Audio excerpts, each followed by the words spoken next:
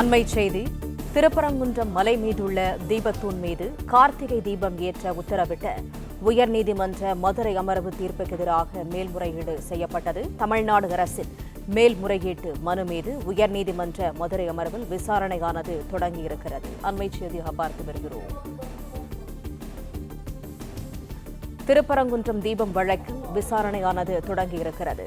திருப்பரங்குன்றம் மலை மீதுள்ள தீபத்தூண் மீது கார்த்திகை தீபம் ஏற்ற உத்தரவிட்ட உயர்நீதிமன்ற மதுரை அமர்வு தீர்ப்புக்கு எதிராக மேல்முறையீடு செய்யப்பட்டது. அதன் மீது உயர்நீதிமன்ற மதுரை அமர்வில் விசாரணையானது தொடங்கியிருக்கிறது. கூடுதல் தகவல்களை தருகிறார் செய்தியாளர் ஆனந்த். ஆனந்த், முழு விவரங்கள் என்ன? வணக்கம். திருப்பரங்குன்றம் மலை உச்சியில் உள்ள தீபத்தூணிலும் கார்த்திகை தீபம் ஏற்ற வேண்டும் என்ற தனி நீதிபதியின் உத்தரவை அமல்படுத்தவில்லை என கூறி தொடர்ந்த நீதிமன்ற அவமதிப்பின் வழக்கினுடைய விசாரணை தற்போது தொடங்கி இருக்கிறது.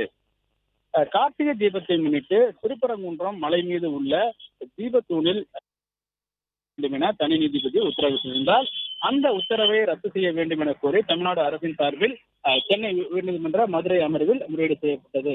இந்த முறையீட்டை வழக்காக இன்று விசாரணைக்கு எடுத்துக் கொள்வதாக நீதிபதி ஜெயச்சந்திரன் தலைமையிலான அமர்வில் தெரிவிக்கப்பட்டது. தொடர்ந்து இந்த வழக்கினுடைய விசாரணை இன்று நீதிபதி ஜெயச்சந்திரன் முன்பாக விசாரணைக்கு வந்தது.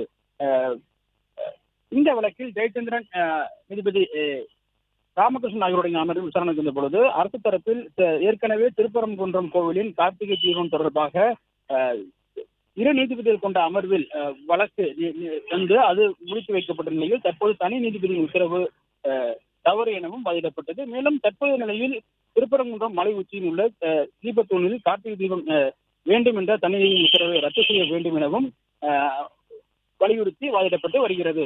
நீதிமன்ற அவமதிப்பு வழக்கு தாக்கல் செய்யப்பட்டுள்ளதால் இந்த வழக்கையும் இந்த வழக்குடன் சேர்த்து இணைத்து விசாரிக்க வேண்டும் எனவும் நீதிமன்ற அவமதிப்பு நடந்துவிட்டதாக முடிவுக்கு வந்து விட்டதாகவும் அரசு தரப்பில் வாதங்களை முன்வைக்கப்பட்டது. இன்னும் இந்த வழக்கில் மேல்முறையீட்டு மனு நிலுவையில் உள்ள நிலையில் ஏற்கனவே நீதிமன்ற அவமதிப்பு வழக்கும் எடுத்துக் கொள்ளப்பட்டிருப்பதாகவும், எனவே இந்த மேல்முறையீட்டு வழக்கில் உரிய உத்தரவு பிறப்பிக்க வேண்டும் எனவும் அரசு தரப்பில் தன்னுடைய வாதங்களை வைக்கப்பட்டிருக்கிறது. மேலும் இந்த விவகாரம் தொடர்பாக தனி நீதிபதி தன்னுடைய முழு உத்தரவில் பல்வேறு விஷயங்கள் தவறாக இருப்பதால் இந்த அரசு மேல்முறையீட்டு மனு தாக்கல் செய்திருப்பதாகவும், எனவே இரு பிரிவினருக்கிடையே மோதலை தூண்டும் வகையில் உள்ளதால் மட்டுமே 144 தடை உத்தரவு பிறப்பிக்கப்பட்டிருப்பதாகவும், தொடர்ந்து இந்த வழக்கை பொறுத்தவரை தனி நீதிபதியின் உத்தரவிற்கு தடை விதிக்க வேண்டும், அதனை ரத்து செய்ய வேண்டும் எனவும் அரசின் சார்பில் வாதங்களை தொடங்கியுள்ளனர். தொடர்ந்து வாதங்கள் நடைபெற்று வருகின்றது. பிளே ஸ்டோர் மற்றும் ஆப் ஸ்டோரில் இருந்து பாலிமர் செயலியை QR கோடு மூலம் பதிவிறக்கம் செய்யுங்கள். செய்திகளை உடனுக்குடன் பெறுங்கள்.